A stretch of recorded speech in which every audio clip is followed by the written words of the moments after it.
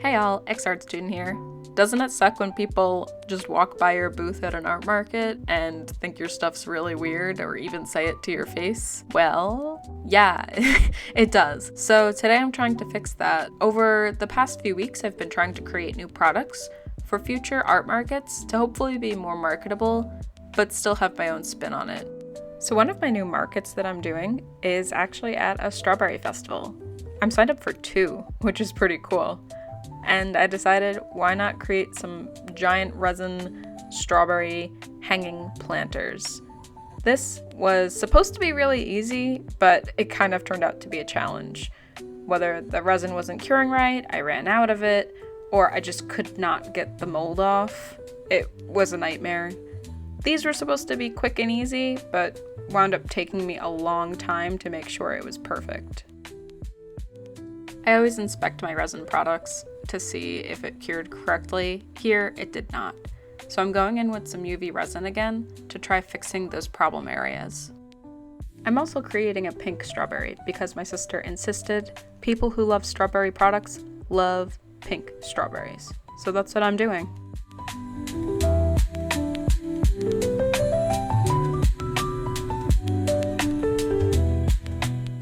And when it messes up, I have to fix it again. For some reason, I suck at using big molds of resin. I think I'm a lot better at the tiny crystals versus these big pieces. I had to wait a very long time for these all to cure properly. And when they did, I used my Dremel to make some holes, my screw eyes to make some little connection areas, and then I connected the chains.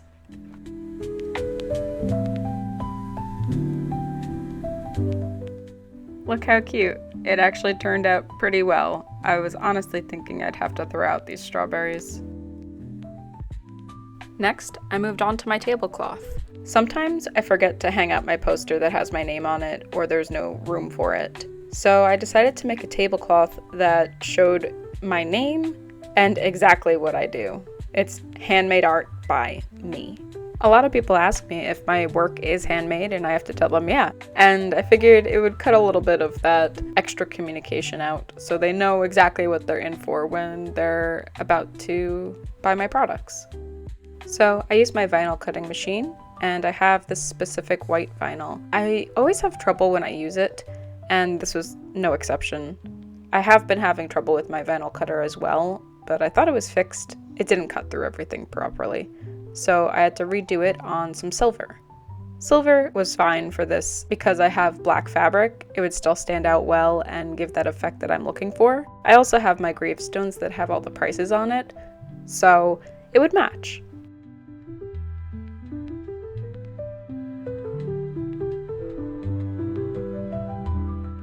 Now that my vinyl's weeded and it looks the way I want, I'm placing it in the right areas because once I apply the heat, there's no moving it. It is what it is. My fabric, as well as my vinyl piece, was a lot bigger than my heat press, so I had to move it over. This was kind of scary and the first time I had to do this.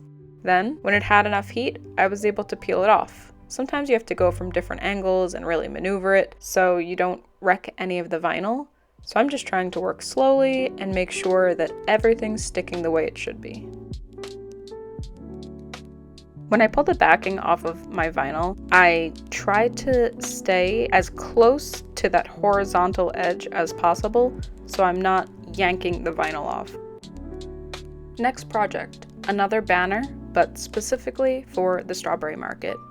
We got an email from the person who's in charge of putting together all the vendors and the event, and he was like, make sure you make specific strawberry things. So I was like, all right. Now's the time to do it. I had extra squares available, and I really liked the banner that I made in the previous video. I thought it would be fun to do some strawberries and spring kind of things. I used the black paint as the base, and I'm using white Posca markers on top to do those little doodles. I like using markers because it's close to a pencil and I feel like I have the most control. So it was fun just trying to create some girly spring-esque designs. Because normally I don't really do that stuff, so it was fun to try it.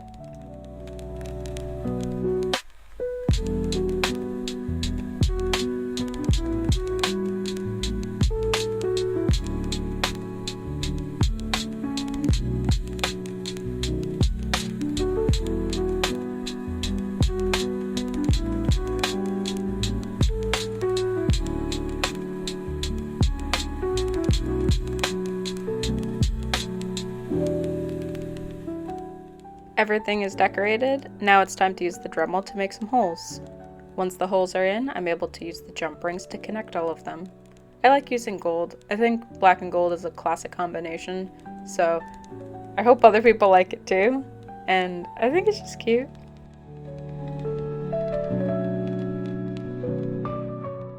This project is a moon sun catcher. I'm trying to break it apart so then I could create that crescent shape and eventually add all my details in to make it really cute.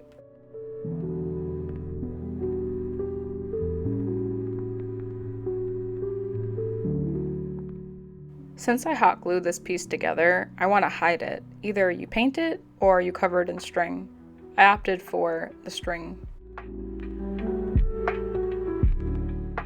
I realized I went a little overboard. It was too thick and just not in different places.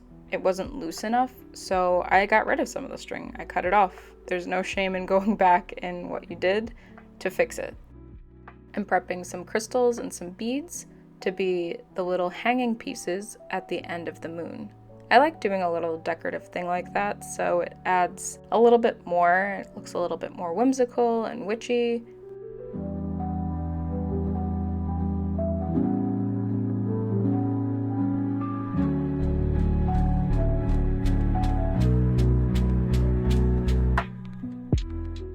I have made a few moon sun catchers in the past. I decided to do something different with it. I wanted to add little beads here and there within the chains hanging on the actual moon. So it would give a little pop of color throughout the piece and then eventually draw your eye down to the hanging beads at the bottom.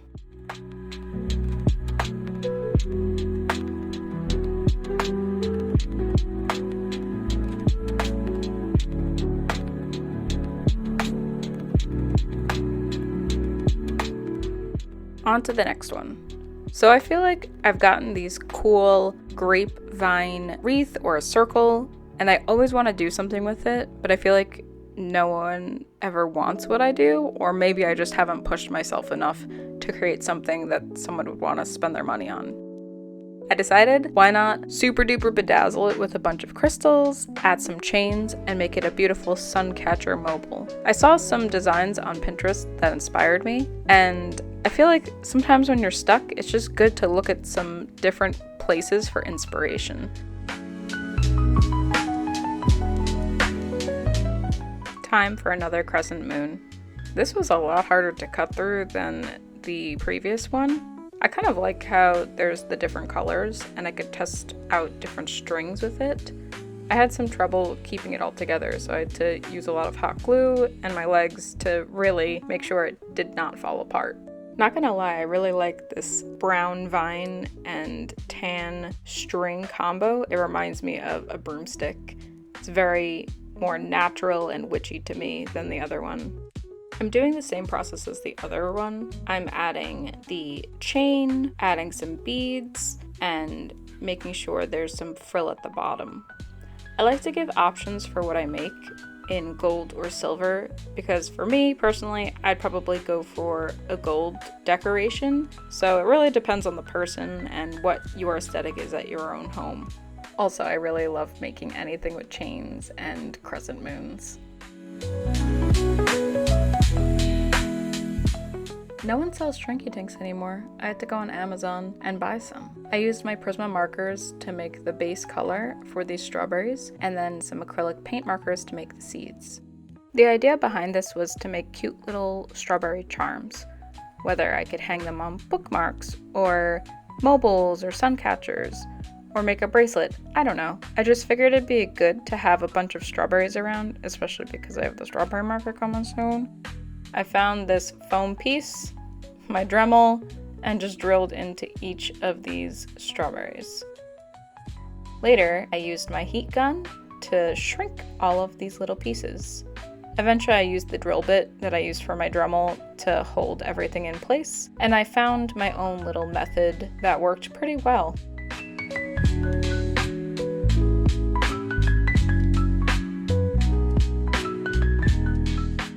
The final step was to add some UV resin to make them look shiny, and so then the Prisma marker wouldn't get all over my fingers.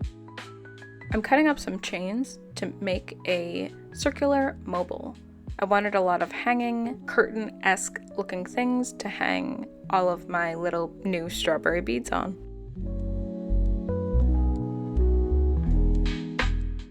Along with strawberries, I actually made some little ivy leaves, and I added that to this mobile.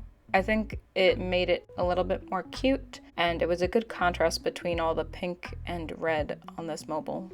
I have a lot of objects that could definitely be used for sun catchers or mobiles, but I don't really make them.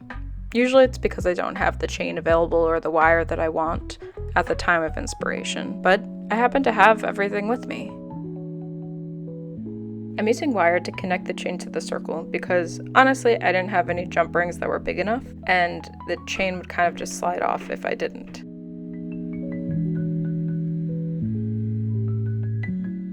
Hanging my sun catchers or mobiles up helps a lot because I could see where everything falls and how it's going to lay when someone else hangs it up in their home. And sometimes you just need that gravity to help you figure out what you need to do.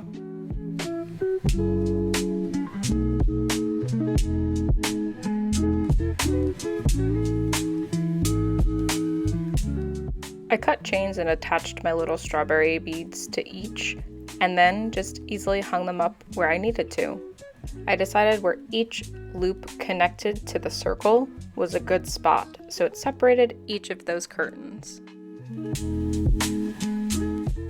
I've learned when I have some kind of hanging piece, usually a circular one, you need something in the middle to jazz it up. I usually do a big crystal.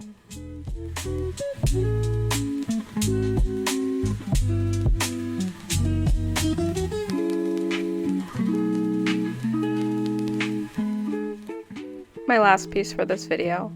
I already made this little moon crescent many years ago, probably when I first started my Etsy shop or even this YouTube channel, so maybe 5 or 4 years ago. But I didn't like the crystals that were on it. It just didn't have a good symmetry or asymmetry. It just didn't work out well. So I had some leftover tiny pieces of gold chain, added some beads, and made it a cute little hanging piece. That was a lot of stuff.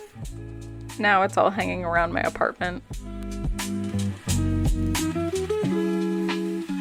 I almost forgot. I decided to display all of my photographs in an actual photo album. One stands up and one's a normal one with little notes about where I took each photo. I hope it helps people look through the photos more and make sure none of them fly away in the wind. Thanks so much for watching. I really appreciate it. Catch you next week. Bye!